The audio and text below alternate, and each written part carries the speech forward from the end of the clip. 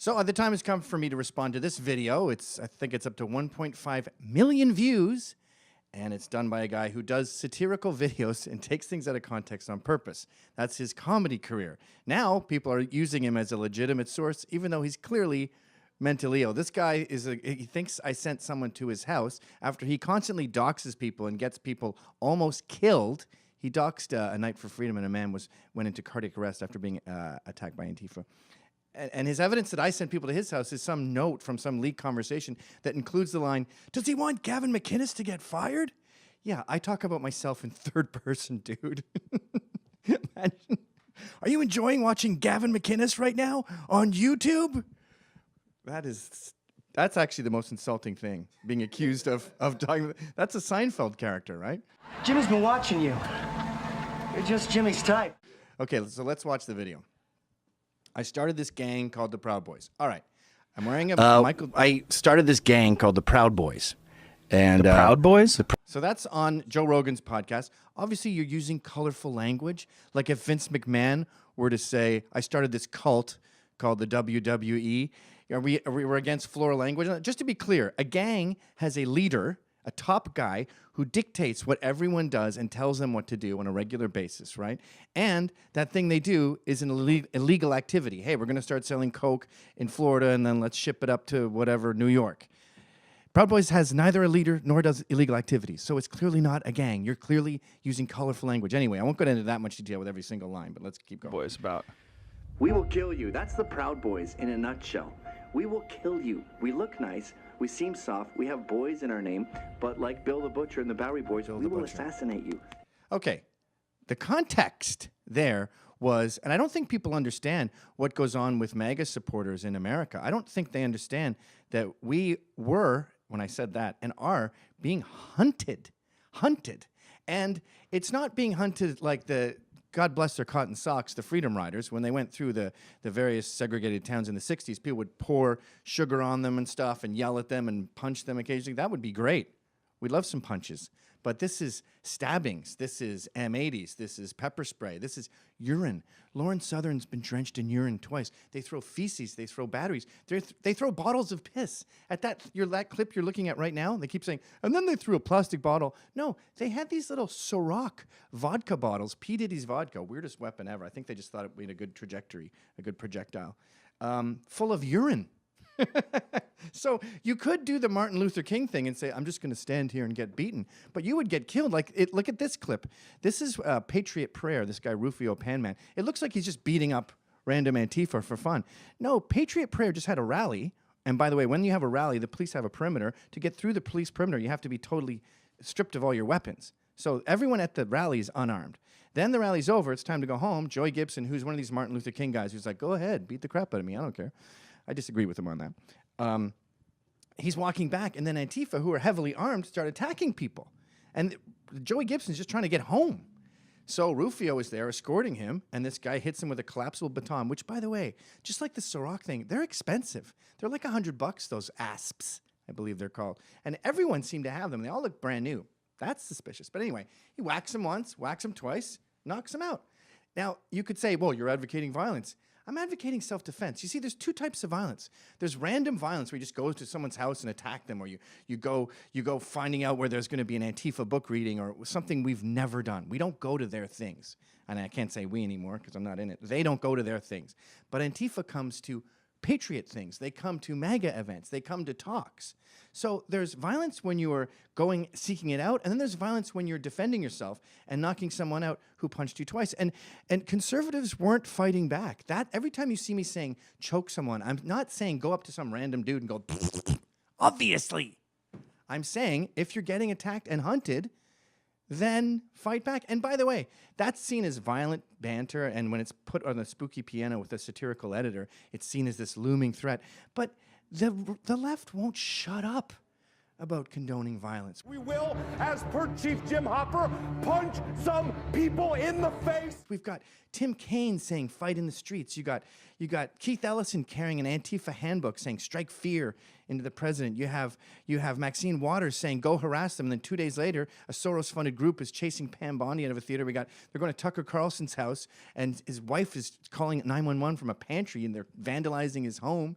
We've got they've got Eric Holder criticizing Michelle Obama for saying when we go low, they go high. I mean, when they go low, we go high. Yeah, that's it. And Eric Holder goes, no, when they go low, we kick them.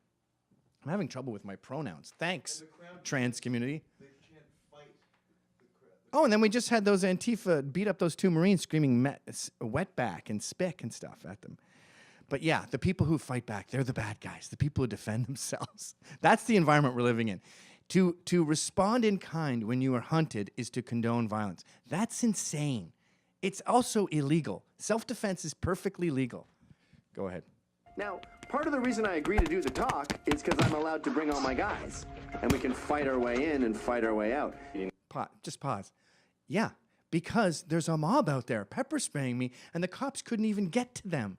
So one of the reasons I agreed to do the talk is because if I wasn't able to bring my friends, then I would have been killed. I got pepper sprayed, and 11 people went to jail that day. 2 of them were Proud Boys. 9 of them were Antifa. They were violently beating everyone who was coming in. So it's not like the implication there is I was like, yeah, I'll do a talk, then we can fight. No, the talk is I'll only do the talk if I can bring my own security because there's mobs of insane lunatics trying to murder us. The shit out of these people. I think it's our job to do it. Oh my God. And the cops just turn a blind eye. That's really ironic. Once you know all the background to all these clips, the irony is overwhelming. That clip is from the New York City 9 guys who were all arrested and are facing felony charges for defending themselves. We now see in new footage that Antifa had formed a barrier. And one of the guys ran up, took his mask off. That's the slow-mo zoom in you see. He's demasking the Antifa. And now it said, oh, the Proud Boys started the fight. When there's a human wall of Antifa blocking your path, you're starting a fight? Okay, interesting logic. Individuals came out of the club, went to the corner of Park and went south. 6 individuals circled the block and came 82nd Street, Lex to Park to try to intercept the group. During a police escort home. But the interesting thing about that clip is I was talking about a ride-along I did with the cops. You know, anyone can do that. You sit in the back of a cop car. And there was this girl who had got caught stealing chapstick. And the cops had to miss their dinner and fill out all this paperwork.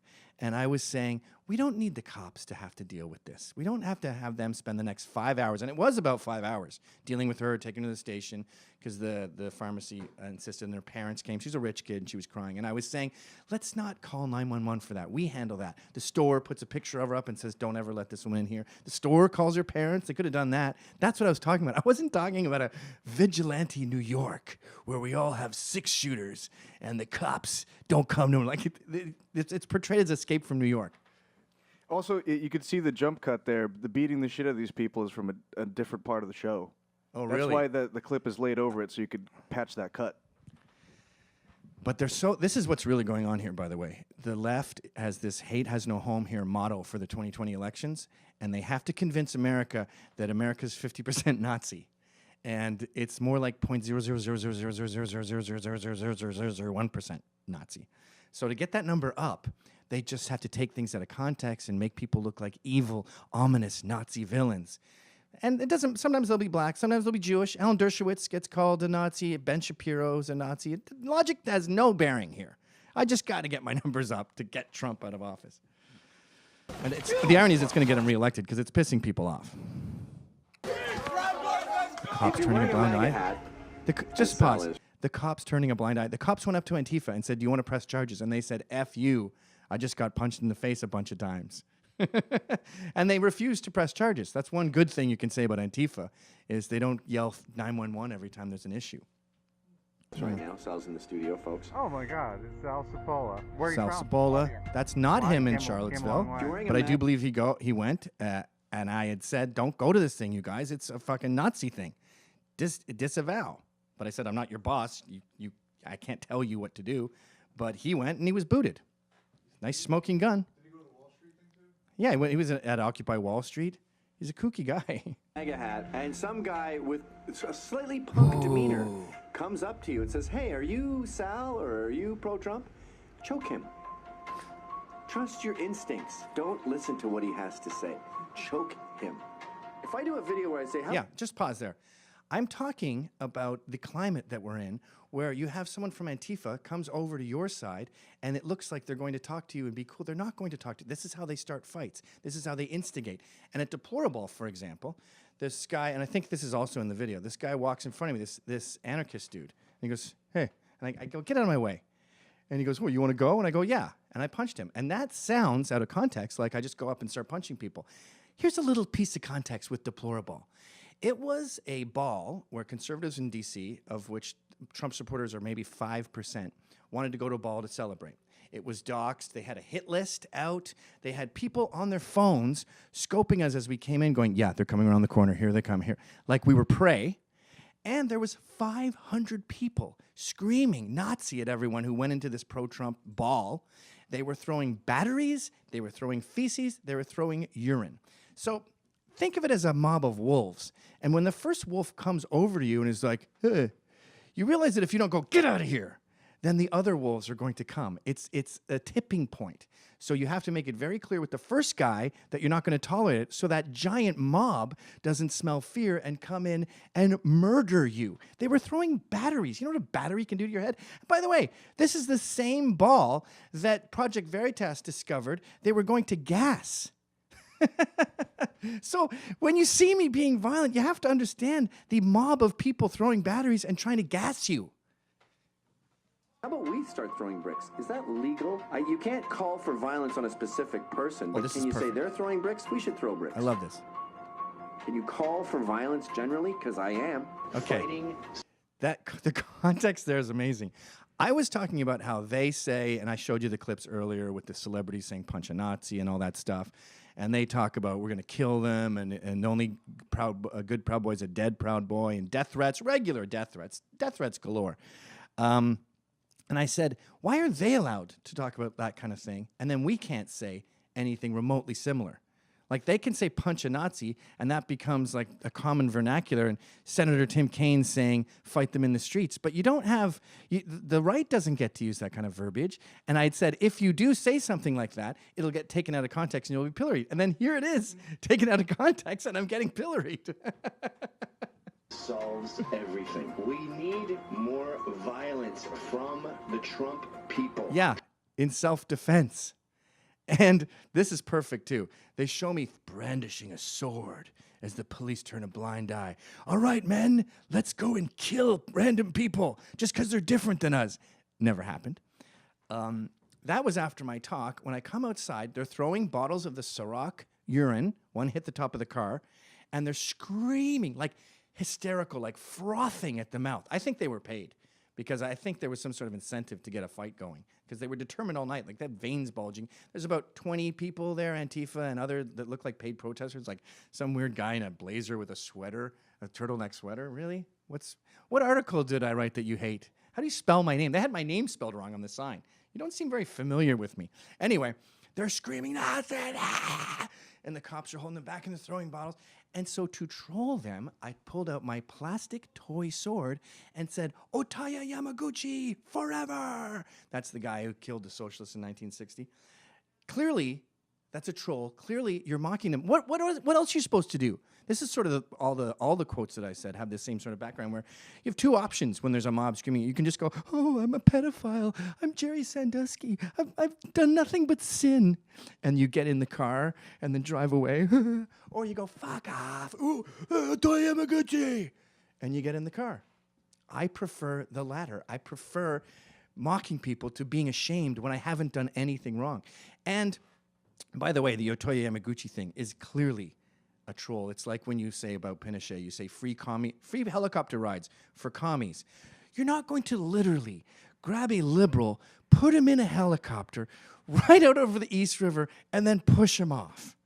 This is really, all this stuff is a war on color, it's a war on fun, and it's a war on the right being able to have the same freedoms that the left has. Freedom to defend yourself and freedom to speak in a hyperbolic and kooky way.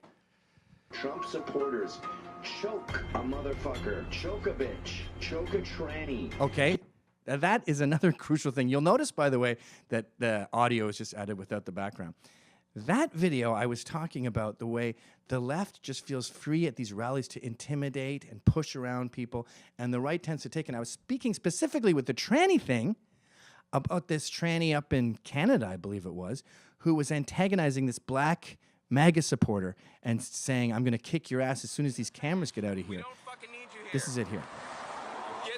And this guy just kept taking it and taking it and taking it. And then eventually he fights back. And I was saying to this guy, stop taking it. We need to stop taking it. And for saying to not take it, again, to stop taking it is to be a violent asshole. Get your fingers around the windpipe. I want violence. I want That's a good punching fighting the tip. face. I'm disappointed in Trump supporters stop. for not. So there's Jason Kessler, Proud Boy, Unite the Right. No, Jason Kessler lied, told us he wasn't alt-right, infiltrated. We discovered the lie and booted him out. Sorry, they discovered the lie and booted him out. And here I am screaming at him for doing that. I never said I wasn't alt-right. You did say exactly that to me on the phone. You told me you're not alt-right. I have my own opinion. Punching enough. Get a fucking gun. Get ready to blow someone's fucking head off. I've even killed people. By in the way, my this was dreams. years before the Proud Boys. And yeah, you should be armed. This sort of goes back to what I was saying with Glenn Beck, where he goes, why don't you just take it? And I said, like, why condone violence? I go, the violence is already there. It's already out there. You can't put that genie back in the bottle. You can't put that toothpaste back in the tube. So I was saying, if the violence has to be there, then fight back. It's the same with guns. If right now all the bad guys have guns, so good guys should have guns too. The guns are already out there. You can't make guns disappear. How awesome my gun is. Get in trouble, get arrested, get fired. Let's all get in this together. They can't kill us all. Stop. What's the matter with that? That seems pretty reasonable. Because all these conservatives are anonymous on Twitter, and they're scared, and they get fired when it's discovered that they love Trump or they're right wing or something. And I was saying, be proud of yourself. Put your real name on things. Get arrested. Get fired. Not go out and war. But again, this satirical editing is now becoming a fact. And then this next clip, that's Sabo, the artist, ex-Marine, and we were talking about guns. And well, I'll play the clip first, and I'll tell you the clip. I got green tips, man. Those go through at least 3 bodies. Stop. Let me explain the context there again. This is pedantic. I love using that word, though. It's better than tedious, but both things are the same. And he's a Marine, an ex-Marine. All Marines have tons of awesome guns. That's just a fact. And he had a cool one there, a handgun with a weird circular clip. I don't know much about guns. But we were both saying, why do these rich kid, communist, Antifa LARPers, whose fathers are professors and have never had a job, can't do one push-up and don't know how a gun works, why are they trying to start a civil war with Marines, blue collars, NRA people with guns? Why would they do that? They're definitely going to lose. So the rich kid commies are starting wars with, well, just happened the other day with the Antifa. They're threatening these Marines and calling them wetbacks and stuff. And you go, why, of all the people to pick a fight with, like, well, shouldn't you start with old ladies or something and say, we're going to get rid of all these old ladies. They're costing us too much money with Social Security. But to say, I want to fight in the streets with blue collars and Marines. And that's when he said, that would be crazy because I have this crazy gun. He's not saying, I'm going to take my gun and go kill people, obviously. And if you want to find that, go check the Radical Left because there's plenty of that talk. Oh, beautiful. Plop. Yeah, Antifa attacked a MAGA rally. That's the guy I was talking about before. Pause. That's the guy who walked out in front of me, and what you don't see in that camera angle is literally 500 people screaming at us. And we're wearing tuxedos and in gowns. We're literally going to a ball. They said, you want to go? Perfect example of how absurd all of this is. I said, yeah, I want to fucking go, and I punched him in the face. Yeah, and then to told save her, my you know, friends. Go ahead. And she goes, conservatives never punched anyone in the face. Finally, things are turning around. And then Malsberg That's goes, fine. you're not advocating violence, are you? And I go, I absolutely By the way, just stop. am. This is a scary dude who's going to bring violence to the streets and start a civil war. This guy wearing his wife's dress and a blonde wig, a man in drag, should be taken very seriously as a sinister force on the streets. And again, I was advocating for violence in terms of self-defense. It's the same as all of these words. People don't understand that there's variance. Like they say, he says he's not violent. Then there's a video of him at a boxing gym. Yeah, Is Conor McGregor violent?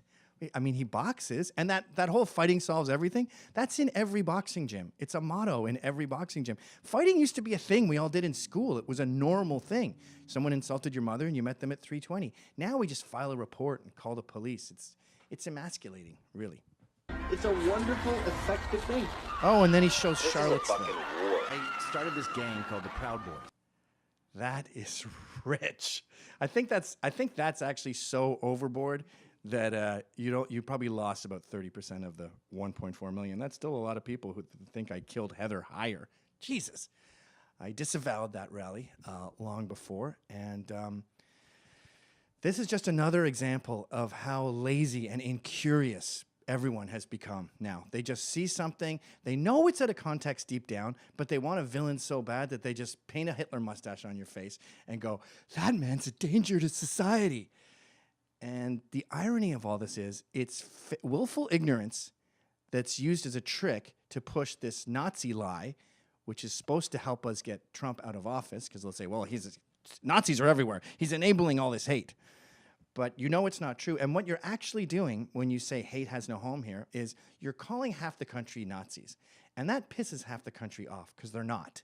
And you know what they do when you piss them off? They elect Trump. So all of this crap that you're doing, it may be effective right now, deplatforming everyone and making half the country mad, but all you're doing is getting Trump reelected. In fact, you just did. You just did get Trump reelected. Thanks.